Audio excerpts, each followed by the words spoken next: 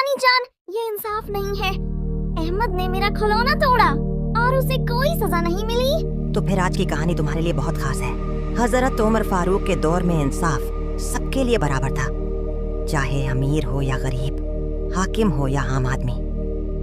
ایک بار مصر کے گورنر کے بیٹے نے ایک عام مصری بچے کو بلاوجہ مارا. وہ بچہ مدینہ آیا، حضرت عمر کو شکایت کی. حضرت عمر نے گورنر اور اس کے بیٹے کو فوراً بلایا. حضرت عمر نے اس بچے کو کوڑا دیا اور کہا، گورنر کے بیٹے کو اتنا ہی مارو جتنا اس نے تمہیں مارا. پھر حضرت عمر نے گورنر سے وہ مشہور جملہ کہا، تم نے لوگوں کو غلام کب سے بنا لیا جبکہ ان کی ماں نے انہیں آزاد چنا تھا. ایک اور واقعہ سنو. حضرت عمر کا اپنا بیٹا شراب پی کر پکڑا گیا اور حضرت عمر نے اسے بھی وہی سزا دی جو کسی عام آدمی کو دیتے. کسی رعایت کا سوال ہی نہیں تھا. بیٹا، یہی اصل انصاف ہے جو اپنوں کے لیے